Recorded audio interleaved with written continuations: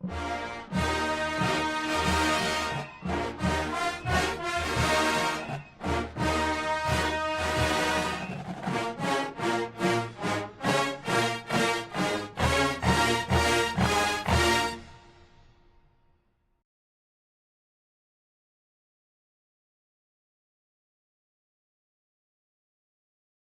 up? Hey, fellas. If we lock in and keep everything in between the lines, it won't even be close. And welcome back to another episode of the Elephant in the Room podcast. All I'm going to say is roll tide now, roll tide then, and roll tide forever. Fellas, how we feeling? Big win yesterday. That get back is an MFer. Bama takes down Vandy 30-14 in Tuscaloosa, improves to 4-1, 2-0 in the SEC play. What are some of the big takeaways from yesterday's game? Let Finn go first this week. My biggest takeaways, first, defensively. At first, those first, I want to say 2 to 3 drives, defense wasn't fitting the run very well. But once they started fitting the run, Vandy didn't score. I don't think they scored again, correct? They did. They scored didn't before score none in the halftime. second half. Yeah, they scored before halftime. Okay, so they didn't score none in the second half. So by the defense, by Bama adjusted to the run and fitting the run, Vandy pretty much couldn't do anything. Like I said a few weeks ago, the key for Bama to winning against Vanderbilt is make them play uncomfortable. What I mean by that, Vandy likes to run the ball, control the clock, and pick and choose when they want to pass. Well, in this case with Alabama, yeah, they got a lead at first, but then once Bama started adjusting, started putting points on the board, you can see that Vandy pretty much abandoned the run and they did something that they really don't want to do is pass. Once they start trying to pass, Pavia throwing interception, getting sacked, throwing the ball in the concession stands, this, that, and the third. So defensively, they did a great job of making Vandy do what they wanted them to do. The person that stood out to me was Ty Simpson. That first drive, he threw the interception, but after that, he came back and he showed out with 23 of 31, 340 yards, and 2 touchdowns. Also, Jam Miller, his welcome back game, had 22 carries for 136 and a touchdown.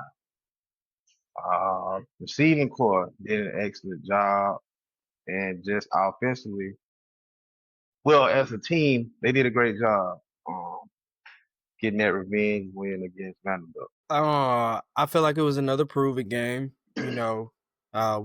We talked around this time last week, and last week I was already in like it's 24 hours till I was already looking at this game, and just like last week, I'm already back in another 24-hour mindset. Like it's on to Missouri now. We got to continue to stay focused. Since the loss to Florida State, every game has been another prove-it game, and yesterday was yet another one. I'm glad it was another style of a win. It was another scratch claw fight for it. I mean, the score didn't say that, but that's how the first half played out. I wanted to see, if not the same type of adversity, some adversity, put on the team, and giving up an interception on the first drive is that type of adversity. Then going on to, give up a big run for a touchdown. That's that type of adversity. Offense was shut out in the first quarter. I think, I think the play calling yesterday in the first quarter was a little bit different from Georgia's. I think we played to ensure that we possessed the ball and controlled the ball more, against Georgia, understanding how great their defense is. And I think we put so much, and I'm going to get to the defense, but we put so much on the defense because we can rely on them that the first half, the first quarter was just a complete shutout. We should have got some points somewhere in there, but we didn't. We ended up putting up 14 in some beautiful ways in the second quarter, which, not only tied the game up, before they got the ball back coming out of half. But it showed me still that we can still steady and right the ship when the time is needed. We can go get points when necessary. The mistakes that we make, like Ty said in the post game, are ones that we inflict upon ourselves. 2 straight games with not a lot of senseless penalties. We got the first and only turnover of the game from Ty in the first half. And then after that, you flash forward to the second half, and then you see that pure dominance that we saw in the first half of last week's game against Georgia. So now we're looking at the tale of 2 halves when it comes to Alabama. Like, you can dominate in the first half, and people said we didn't dominate in the second half. And now we didn't dominate the first half, but we came out better in the second half. And, of course, getting the running game going. I wouldn't care if it's against Vandy, Georgia, Wisconsin, ULM. Getting the running game going is really important. And Jam getting going here in October is going to bode well really for us. Now we got Missouri, Tennessee, LSU, some of the powerhouses of the SEC coming up. It's good to see different facets of the game, continue to open up or progress throughout the weeks. Ty Simpson, I've been saying it since week 1. We didn't have a quarterback problem. We don't have that type of issue. Now the second best odds to win Heisman. Fans said it, 300 yards again, multiple touchdowns, hitting multiple receivers, hitting guys out the backfield, being able to, they talked about it, Ryan Grubbs and Ty have this relationship now where he goes to the line and he makes his own adjustments. He calls stuff on the fly, which is what you want to see, that veteran presence there from Ty. It looks good right now. I see the hunger in the team. And speaking of the hunger in the team, there's that hunger in that defense that wanted to, first of all, shut Diego up, which I thought they did, causing multiple turnovers. The big turnover when they could have went up 14 earlier in the game when they were on the 10. That turnover from Justin Jefferson, big time. Later on in the game, interceptions from Saab, and another guy in the secondary, I can't remember his name, but those 2 interceptions there at the end of the game, you got Diego out there running. Yeah, Mincy. Okay. Yeah, you got Diego back there running for his life. You got him, you out there proving him wrong. If you open the show with it, and I'm going to say it again. If they play that game, then it's not going to be close. And they did play the game, and it wasn't close, but it wasn't close for us. So I'm just glad that, the defense continues to be the best part of the team. I said it last year that the defense was the best part of the team. Again, this year, the defense is the best part of the team. When we scored one of our touchdowns, I think one of the earlier completions, I think maybe to Ryan, I remember saying out loud, like, yeah, you're not playing Milroe this year, you're playing Ty Simpson this year. And Ty Simpson makes those type of throws, especially that one that wasn't necessarily back across his body, but he rolled out, he evaded a defender, got his feet back set. Man, those are, those are throws that we see now that in a month or so, I want to see it again. But I'm really proud of the team overall. But, I know we're going to speak on this game a little bit more, but now I'm ready for Missouri. Most definitely. I'm going to start with, I had the feeling, like me, I personally, because I was more on a high horse because I feel like we can actually stop these guys. I'm talking about not just a second half shutout, but a complete game shutout. You know what I'm saying? So I was more of we're going to kick these guys' teeth in. They got us, they gassed us on 2 big plays. One was a Pavia run, and one was obviously the touchdown with Cedric Alexander. I'm going to interest you guys in this. Cedric Alexander finished that game with 76 yards. That touchdown he scored was a 65-yard touchdown. So 3 carries for 11 yards the rest of the way. Pavia, he got that one run for close to about 40 yards. I want to say it was 36, 37 yards. Nothing after that. They finished the first quarter with 113 rushing yards. Looked like they was on pace for a 400-yard day. 22 rushing yards the rest of the game, 9 rushing yards for the second half. So they finished with 135. So credit, I know we say credit to the second half, like defense second half pitching the shutout, but credit to the defense after the first quarter for not really allowing them to get any more big chunk runs. I'm just keeping on the defense. The defense at times it looked like okay, they giving up stuff, but they got the timely stops that they needed. They forced the turnovers that they needed. And I was saying yesterday, like, this offense is pretty much this is a flag, like the offense Vandy, that's pretty much a flag football offense. Like, if I had a flag football team, I would pretty much run that offense. You don't really need stellar to elite quarterback play. You just need a solid quarterback to run that offense. They got a solid quarterback, but you will not see a Ty Simpson run that offense.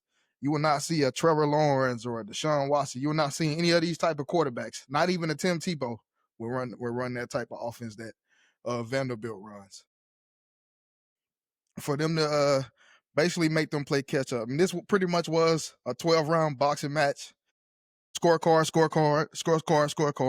And then Alabama came with the offense came with the long, like 8.5, 9-minute drive to pretty much seal the deal with a knockout. So, but on the flip side, we made plays offensively, extended drives, played keep away from them. It was 37-22, I want to say, to 22-37 or something like that. Nearly 15-minute advantage in time possession going our way. And last year it was 42-17 their way. So great job once again by the offense to stay on the field. Cause like the thing about this Bama offense, we can score in 5 plays or less, or we can do what we did Georgia style, like 14 play drives and go out there and just put up points. But there was some points left on the board, in my opinion. With I feel like we could have at least got into that 40-point mark had we executed like Ty's first interception. I actually wanted to see that because I wanted to see how he would respond the rest of the way. And I have no more questions. Like, I was pretty much already sold on him. But after the Louisiana Monroe 17-17 game, because every great quarterback has played cupcakes, but not every great quarterback has completed 17 passes. Not even Bryce, Tua, Mac, none of those guys. So like I was pretty much sold after that. Wisconsin and Georgia just reconfirmed it, but I wanted to see him. How would he respond after throwing a turnover? And that wasn't a bad play call. That was just great defense by Vanderbilt, and credit to them. So, but I felt like we could have at least got into the 40s and made this game put this game out of reach a little bit earlier than what we did. But it's nice to see that run game. Like I said, I don't really care about getting big chunks in the run game, but if we can get 4, 5, 6, 7 yards and wear that defense down, which we did, I will be okay with that. We pretty much, and it showed in that fourth quarter, a lot of those 5-yard runs started turning into first down runs, 9-yard gains, 8-yard gains, stuff like that. So we keep that up, we will be okay. But like we said, on the Missouri now. But, you know, I always like to cap it off with the asking the questions, because we already see what the outlook is for Alabama. Like, it really don't get no easier. You got Missouri, Tennessee, go on the road to South Carolina. You get your another bye week.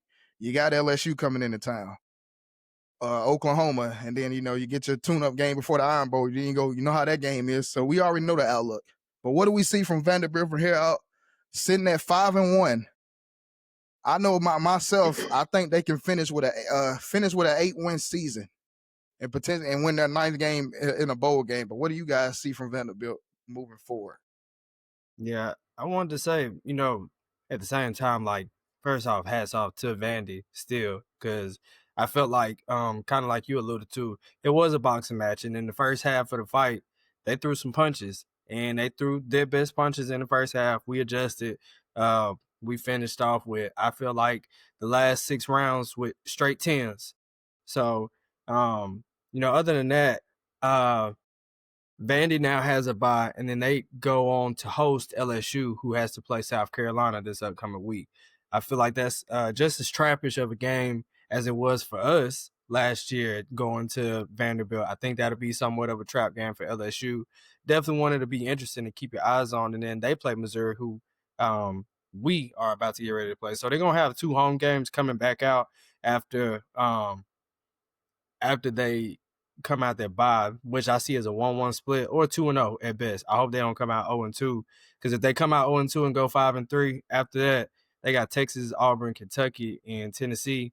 And just like anybody else in the SEC right now, that's not an easy slate. That could be a 2-2 split. So overall, I see them somewhere in the 7 to 9 win range. Which side of that they're going to come out on, I don't know yet, but they'll either at best have 9 wins or at lowest 7. But I see at least 2 more losses on their schedule for sure. I think that Tennessee one in Tennessee will probably be one. And then I think Auburn will probably get them in Tennessee or in Vanderbilt. But, they'll right the ship. They just ran into the buzzsaw of somebody that's really mad at them right now. They finally stepped up in the level of competition. Like, when you go 5-0 against some of the opponents, one team they fired their coach 3 games into the season. They got their revenge over Georgia State. Utah State actually ran up and down the field on them, regardless of how that final score looked.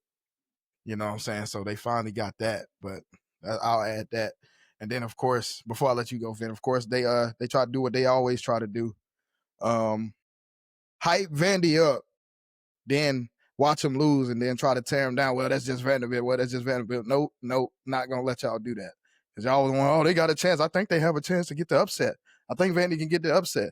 And then it don't go y'all way. Now y'all trying to minimize this victory for Alabama. This is another ranked win, back-to-back. But, fan, what do you think the outlook for Vanderbilt is the rest of the way? I think they go down here, and the reason why. Last year, if you remember, when they beat Bama, their confidence was through the roof, and it's been through the roof until yesterday around 5:00. Once we really start getting it to them, so now that we built you up, now we done tore you down. I don't think they'll have at least 2 or 3, but I see them with 3 more losses. Cause you beat Bama, but then you came back. They put belt the ass yesterday. Quarterback got hit. He looking at the tablet all crazy like they ain't supposed to have. We couldn't run the ball, this, that, and the third. Then you was playing undisciplined. So now that Bama got their lick back, damn, how can we respond? Then you gotta play LSU, who got a great defense. They gonna tag them too. I'm just gonna put that out there. Missouri might get a hope to them. Then you gotta go to Texas. You gotta go to Austin, Texas. Then you play Auburn. If Auburn find out who their quarterback is, Auburn might win it. They'll beat Kentucky. That's tricky. Vanderbilt got 4 sacks yesterday. Granted, we can say Todd Simpson was trying to do too much and try to make plays and make something out of nothing. But granted, Vanderbilt actually has a pretty good pass rush. And Auburn, you're not going to fix an O-line problem overnight. So that might be one that they can just tee off on Jackson Arnold or Deuce Knight, whoever's back there quarterback. But Texas, like I said, we'll get into them. But I can see, I don't know about the Longhorns. They ain't. Yeah, Even LSU's offense is not as strong. They not Defense being gonna have to set them. Yeah, they not being LSU with that outfit. They not being LSU with the outfit. Yeah, LSU come out there and play defense. They not beating them with that. But LSU might hurt them.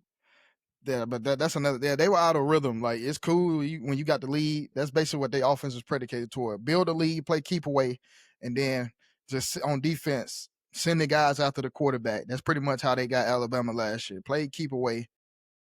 And granted, shouldn't be talking about last year because it's over, and Alabama got the win yesterday, but Alabama really came within 1 score of actually taking the lead in that game, but they went 3 and out after the defense got to stop and they got the ball back.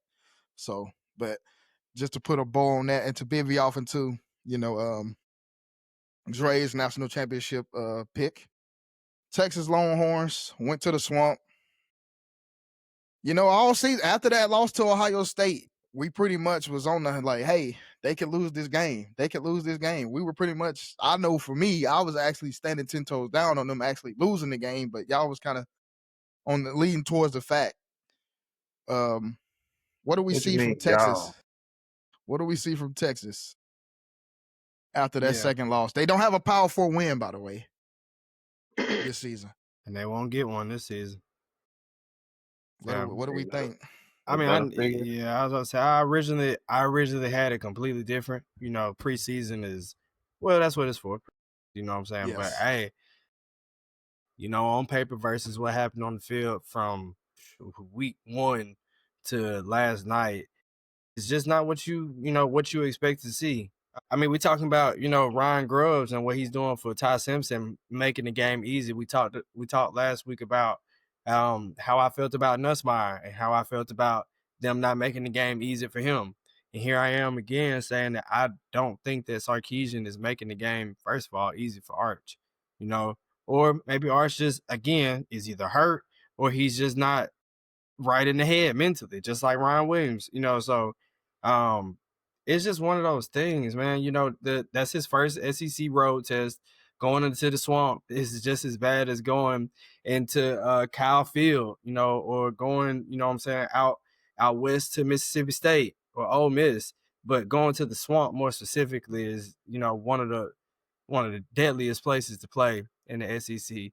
You know, no matter how good, bad, or in between they are. And they brought the funk yesterday, and so did Texas. Texas brought the funk. They lost a lot of talent. They brought a lot of talent back, but they're obviously not as talented as they were, you know, before with Ewers, which is a lot to say because they ran Ewers out of town trying to rush to Arch, and now they have Arch, and now they wish they could have Ewers back. So One play away from being in a national championship game with Quinn Ewers, and now sometimes you just got to be careful what you wish for. yeah, so it's just a, you know, it's just a thing with Texas, man. It's again, I'm gonna keep saying the same word. Everybody has a gauntlet, and Texas is just as much a part of being in that gauntlet as anybody else. I think they were preseason favorites, you know, not just by me, but you know, by real media analysts, you know, to either win the conference or be in the conference championship was the reason that Bama didn't make the conference championship last year. Arch as a Heisman. You know, so though, just like we talked about with Clemson, some of those dreams are going out the window right now. You got to go out there and fight for pride. You got to go out there and fight for your team, and you got to go out there and fight for, you know what I'm saying, your fan base, and show them that brand. Yeah, you got to go out there. You got to go out there and still be a winner. So maybe Texas turn around, but disappointing loss last night. Take off, fan. They just got to get it together. Hopefully against Oklahoma. I'm looking at their schedule. Hopefully they can beat Oklahoma. Then they got Kentucky, who they should beat. Then they got to go to Mississippi State. Starkville that's not an easy place to play, especially when they got the Cowbells. Then they have Vanderbilt and they have Georgia. So within these next 5 weeks, it's gonna be a true test. Arch can improve. They probably can go 4-1. I see them losing to Georgia. I don't see them beating Georgia. In Georgia, right? Yeah, they gotta go to Yeah, Athens. they gotta go November. It's a November game, if I'm not mistaken. Go ahead and chalk it up. I'm gonna be real with you too. Beat Georgia in Georgia. They losing on Saturday. I'm just gonna be 100% honest. So they got Oklahoma got material. Yeah, man. Yeah. They can't run the ball. They can't run. The quarterback can't do that. They can't run. Oklahoma we seen it last year. Oklahoma actually has somewhat of a defense. Now, let's not, speaking of defenses, let's not forget about Texas defense. Texas has a defense as well. It gets overshadowed by Arch. Guess what? Arch gonna put that defense in bad spots to where the other team's offense is already starting at like the 30 or the 20-yard line. Plus territory. Yes. So stuff like you gotta take that into consideration. And I know we did last week's show was live. So, and I said it, I won't be surprised if Texas finished with 4 losses to end this season. Like, that is pretty bad. Like, we talked about how Vanderbilt can potentially go 8-4. That's good, you know what I'm saying, building upon a 7-6 season they had last year. But this is a team, like I said, that was pretty much almost a play away from having a chance to go to a national championship game last season to dropping off to 8-4. You don't want that, especially with the money being the money you put into these rosters. You want to see the results out in Austin, Texas. So yes, I don't think they win Saturday. And Oklahoma got ran off. I want to say they haven't beat Texas in a minute, and they got ran off the field last year. And they ain't gonna beat them Saturday. No, I'm gonna take that. I'm gonna take that one. I'm gonna get Oklahoma that one. So yes, it's not, and they can't make a switch because who we gonna put out there to replace Arch? Some things you just gotta. The O-line. I don't think it's as bad as Auburn, but it's pretty bad. Yeah. But yeah, this is just one of these things. Hey man, it's just maybe we just got to go through it to get to see the goal at the end of the rainbow. See the pot of gold at the end of the rainbow. You must forget that this is a rivalry, right? You must forget that. I don't forget. No, I don't get. You know how rivalry games go. It don't matter. Always You're right, the best team in that but day gonna win. you're Nah, absolutely 100% correct. But Oklahoma. I just think Oklahoma is going to win that game. I just feel like Oklahoma. This ain't even about Texas hate or Oklahoma hate. I don't have no dog in that fight. This is about unbiased as you can get. I just think Oklahoma is going to win that game because if John Mateera's out there, this wouldn't even be a question. Everybody, the whole panel, and I'm talking about us three, could probably as a consensus would say Oklahoma is going to win that game. Even if Texas. If Texas didn't come in limping, if Texas went out there and basically ended Billy Napier's career coaching at Florida, who just bought himself another week, I still would say Oklahoma is going to win that game. That's just how I feel. So that's what I feel about that. And then let's talk about another team with championship aspirations. Shout out to my favorite coach, Big Game James Franklin. And I say this is a big game because when you lose an emotional game like that in double OT, you want to see how you respond the following week. They did not respond. They fell down 27-7 to a winless team, a team that lost to New Mexico in UNLV, if I'm not mistaken, in Northwestern, the UCLA Bruins. Nico had his best game of his college career that I've seen against Penn State. We already said Texas season is pretty much over. Penn State is another team that has no Power 4 wins. Their 3 wins are FIU, Nevada, and Villanova. What do we go from here from Penn State? I mean, we pretty much already know, but let's hear it. You just got, I mean, who you said, have we play for already pride. said? Yeah, Texas. Notre Dame's almost on the fringe of it. Who was the other team that I said last week that's got to do? Clemson. You got to pay. I mean, yeah. This is where like college football is right now. We talked about it, like the strength of schedules, like the top heaviness and how Especially difficult after what happened with the first iteration of the bracket last year. Yes. How difficult these schedules are. Like, this is going to continue to happen, and some bigger brand teams are going to continue to fall like this by week 5. So again, it goes back to the same thing. Like, Penn State, you got to pick you can't get over this hangover of losing an overtime game at home that was right here against Oregon. You know what I'm saying? And that's from the top all the way down. That's James Franklin's fault again, because that means that you didn't bring the intensity, the focus, the determination to the week, that we're not going to let the same thing happen to us. That's what happens when you go into a game lollygagging, because you let an interim coach and a team that, like you said, lost to New Mexico of all, you know what I'm saying? And that's not a knock at New Mexico, but for those two teams, that shouldn't have even been close.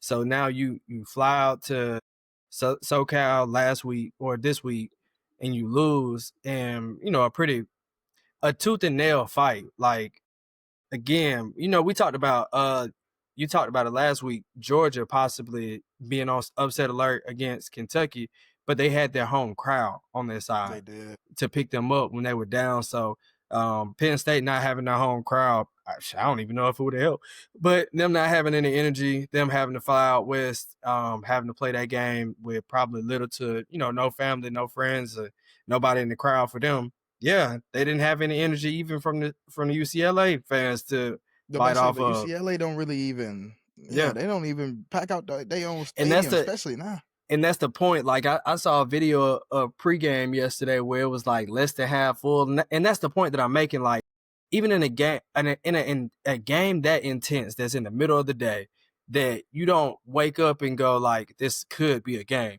You woke up and looked at the paper and said, UCLA. Yeah, they didn't come for no football. Even whatever fans made the trip, man, they came for us. We in California. This gonna be a nice little getaway for us. We get to get out of Pennsylvania. It's about to get cold out there. Yeah, we gonna see that. We gonna get to see the boys. They probably gonna be up by 3-4 touchdowns before the first quarter is even out. And then bam, you look up.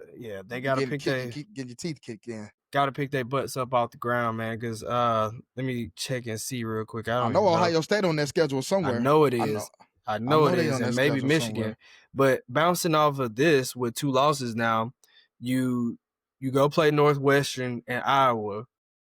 and then you have a bye, and then you got to go to the horseshoe. So you cannot let your third loss be put on you before you go to the horseshoe. And you got to go to the horseshoe with the intent of coming away from the horseshoe with a win. And that's not easy. That's not easily wrote at all. And then even so, like, let's say you escape out of, Columbus with a win. You then got to go back home and play Indiana. So you got to prove 2 more times that you're not a fraud. That, and let's not sleep. I know Iowa don't have an offense. I don't remember last time Iowa had an offense. Maybe even George Kittle was there. They didn't have an offense outside of him. But they play hard defense. So they got to go on the road to Iowa.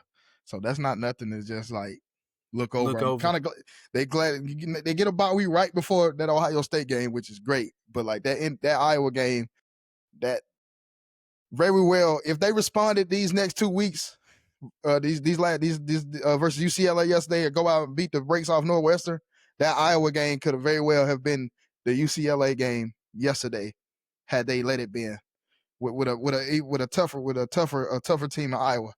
I think their season is over, man. They're gonna lose to Ohio State. They might beat Indiana. Indiana got Oregon this weekend, so Indiana, Kirk-Cignetti, we're gonna get on him. We're gonna let them 2 games play out versus Penn State and Oregon this weekend, and then obviously Penn State when it gets here. Before we even mention Kirk-Cignetti again, but Penn State season is over, man. Let's face it. Disagree. I don't think. So, and then sometimes you got to be okay with, like, I know this is unacceptable, especially with the preseason hype that y'all got, but like, who are you going to find to replace James Franklin? Like, who are we gonna find to replace James Franklin? There might be a lot of good coaches, but a lot of good coaches don't fit the mold of Penn State's DNA. Like, Josh Heupel in Penn State would not work. Great coach, but Josh Heupel in Penn State would not work. Like, you don't put that type of coach and bring that type of offense to the Big Ten. And that was one of the names that I was gonna say, and I bit my tongue because I was like, "Nah, that wouldn't work." Even the coach that came under him that's now in South Florida, that's the same system, Alex Golesh. That won't work. Coaches like that won't work. Lincoln Riley in Happy Valley or whatever they call it, that won't work. That's not that type of brand of football that they like to play. So you got to be mindful of who you thinking about as replacement as a head coach. They might can ride the ship. Maybe the Ohio State win can, I don't know, but it's not looking good. What we got from you, big fan? The season over with. I don't need to keep talking about it. It's over with. They can get a bowl game, but that's it. And like I said, this is one of the what? This is what, out of 5. We always name them 5 teams that can't be trusted. This is that one. We got Miami still. Jury's still out. Best team in college football. Before we even get to that topic, I'm gonna just say it. Best team in college football. Miami's jury's still out on Miami. Ole Miss, another team that really can't be trusted. Replaced a lot of starters, but they're looking good with the talent that they got. But moving on. Can we really trust Miami is a question. We're going to get into that right now, because moving to this next topic, the team that beat our team handily gets crushed in their biggest rival. Yeah, it looked close towards the end of the game, but of course, hey, don't let your foot off the gas, Miami. Learn from that in the future, but when the game mattered, it wasn't even nothing to look at. It was background noise at one point for me. I wasn't even paying attention. Miami kicks Florida State teeth in, walks into the trap, take over the trap. I said it, but do y'all believe it? Is Miami the best team in college football right now? Nah. And I know I'm ahead of the topic. I'm building hype.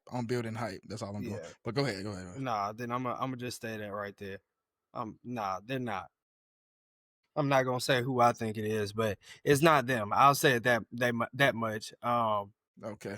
Miami is a very respected team this year. I'm not gonna completely say that the U is all the way back, but they are still making noise and still in town. But no, they are not the best team.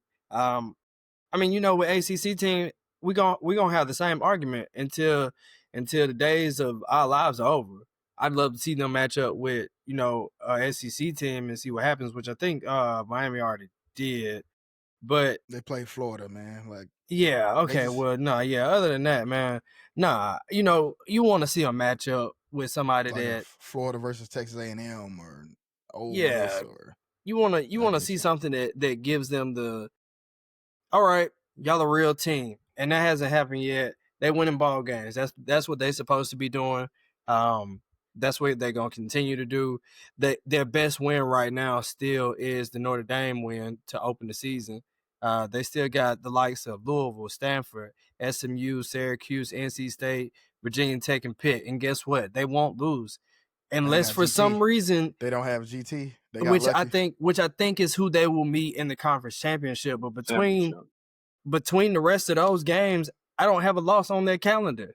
I have trap games, but no losses. I will be at that SMU game, so I'm gonna be paying very close attention to that game. Obviously, by Yeah. being there, so I will be Other circling to than see what SMU is looking like around that time. yeah, other than that, man, I don't see anything in Miami's way. But I don't think they're the best team in the country, and that will be proven when we get to the conference championship and the playoffs, if they are to reach that point. Before you go, Van, I'm gonna just say, like I said in the last segment, we always have them 5 teams. They can't be trusted. They looking good right now, but we know Miami to do some Miami things, and that is lose games that they're supposed to win. You lost with Cam Ward, a Heisman finalist quarterback with Cam Ward. We don't know where Carson Beck is right now. Well, we seen where he was at Georgia. Maybe if he finishes to light it up this year, maybe we could say maybe it was just Mike Bobo in Georgia that was holding him back, not the other way around. But this team very well could have been in the mix last year, and we've seen what happened. But Florida State, they cried. They didn't get in the playoffs. Players quit on the team, opted out, whatever you want to call it. Get their teeth kicked in by Georgia in the Orange Bowl. I would have still rode the ship, and hey, let's just finish this perfect season, man. I know we didn't get the nod from the media, but let's keep it pushing. Cried because well, we didn't get college game day. We beat Alabama. Go out here and they down 28-3. So it's just like, what are we gonna get from Florida State from here on out? Obviously, the playoffs is out the picture. If this is one of these and other things, hey, we got to play for pride, or could this be a snowball effect? They finished 2-10 last year, so they already one game better than they were last year. So what do we think? How do we think Florida State responds after these back-to-back losses? Go ahead, man. Yeah, they might be satisfied they beat Alabama. Yeah, Who knows? yeah. They might At be best, they might be satisfied. satisfied to beat Alabama. At worst, snowball effect for me. Because I So we mean, can go ahead. they had a huge roster turnover as is. You know what I'm saying? With like them having a lot of transfers, so I can't see. And they're always going to be that way, Yeah, honestly. I can't see them not having the same amount of guys, or you know what I'm saying, the same situation as last year. Like people quitting on this team. Now that they got 2 losses, I don't really see, you know what I'm saying, why they gonna try any harder now than they did before. But I think Mike Norvell need to rally that in, because it's just like, losing to Miami is one thing. Okay, cool, but you can't especially if you're trying to make a run. Like, you can't have that loss on your resume.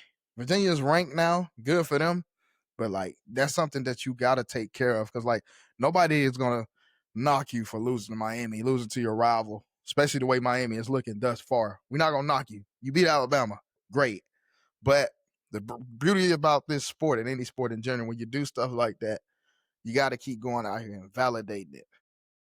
They really haven't validated that Alabama win. Of course, they beat them teams that they paid to come down there to Tallahassee and collect their check and get their ass kicked. Yeah, you're gonna do that. We paid UMRO, I don't know how much.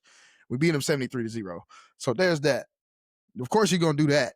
But when you get a formidable opponent put back in front of you, what are you going to do? They're now 0-2.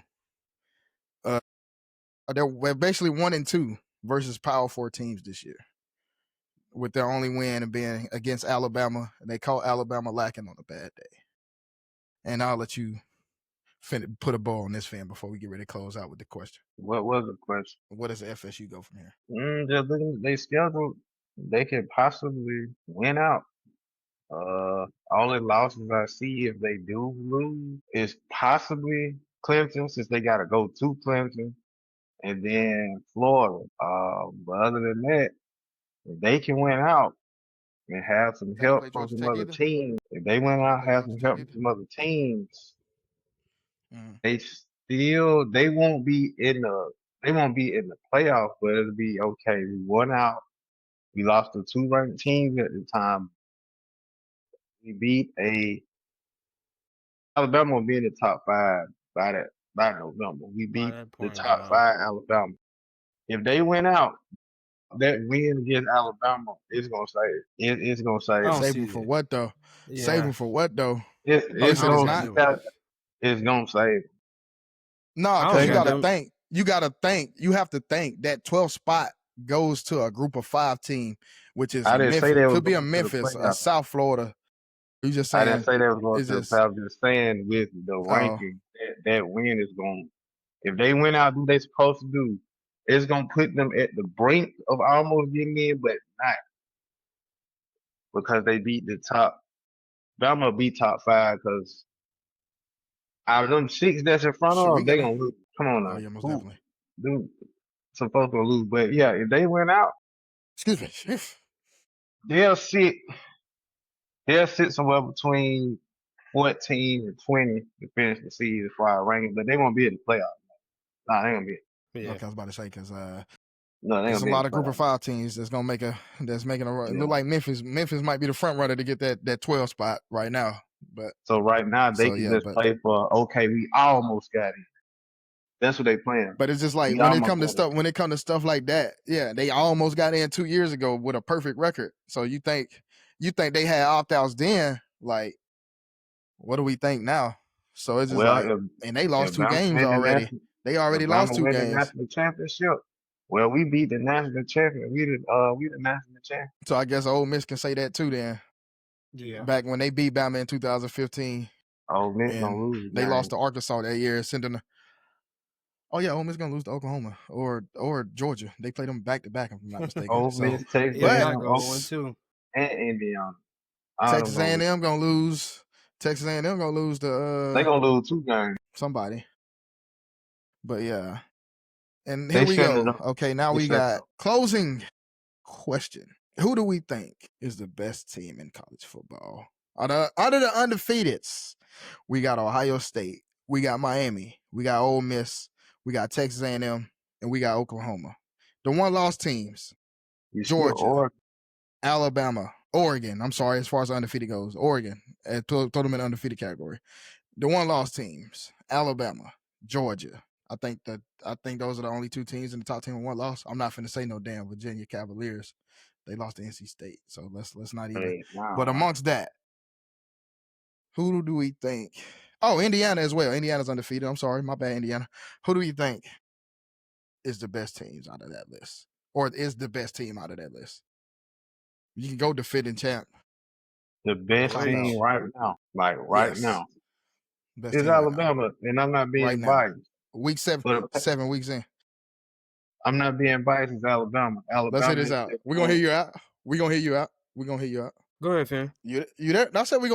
That's why I said we're gonna hear you out. I want to hear it's this out. Alabama. Yeah, Since they you lost went south. to Florida Yeah. State, they've been playing the best brand of football, offense, defense, and special teams.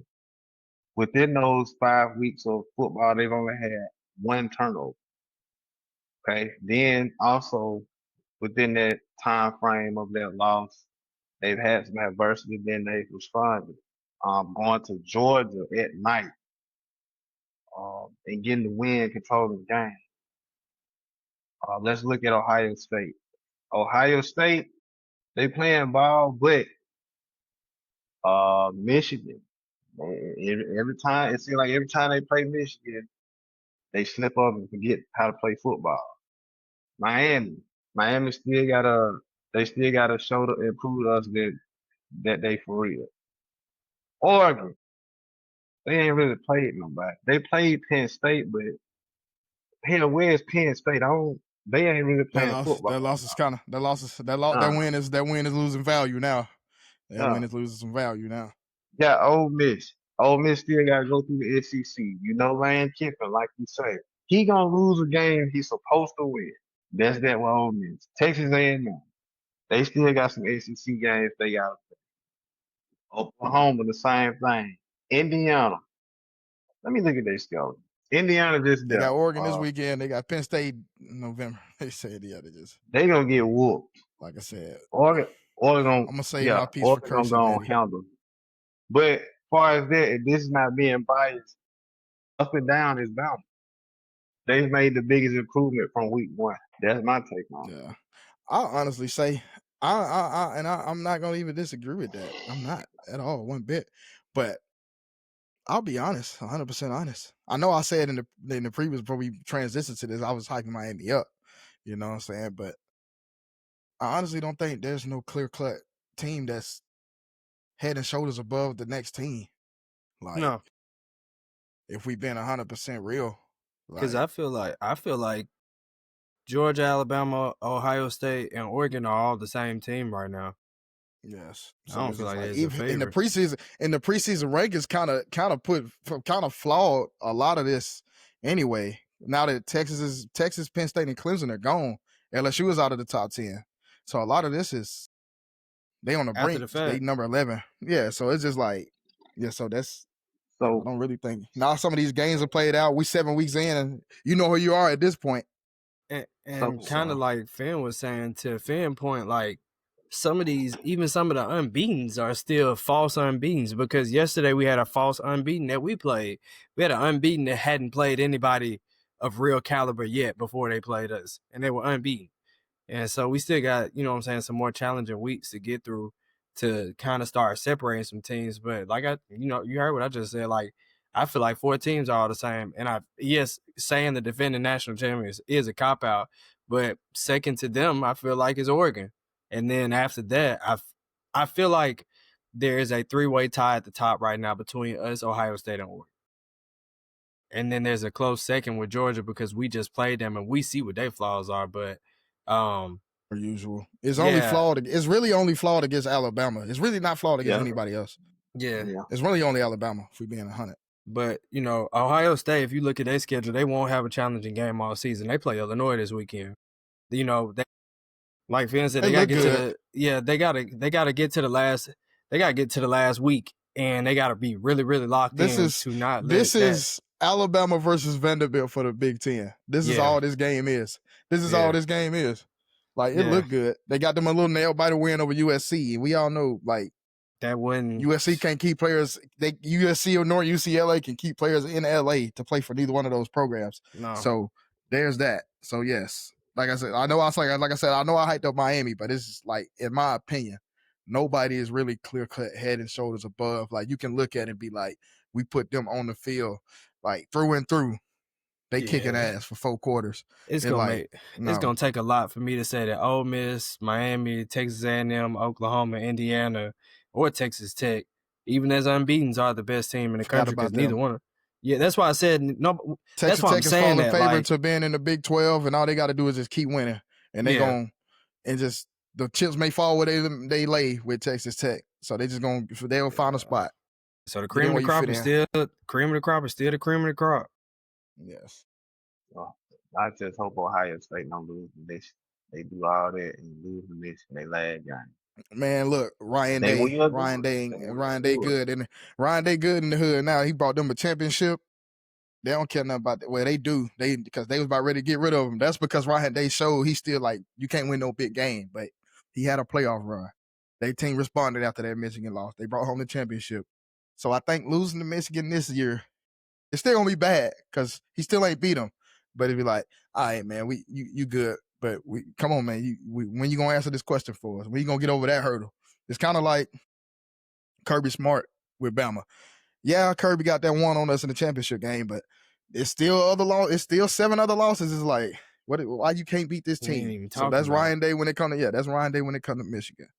And like, yeah, and we're gonna have this talk again next week. But I'm pretty sure my answer's still gonna be the same. I don't think there's no clear cut favorite. But outlook of week 7, we know who Bama's playing. We got Missouri, 5.5 point favorite, opening on the road. I don't want to get into the predictions yet. We say that for later down the line. Of course, we got the Red River Rivalry, Red River Shootout, however you want to call that. OU versus Texas. I know that's 2 marquee SEC matchups. Alabama with the noon kickoff on the road. Well, 11 a.m., noon Eastern. And we all know how I feel about 11 a.m. kickoffs. Y'all know how I feel about them 11 a.m. kickoffs, whether it's at home or on the road. but we'll see. Missouri got a good running back.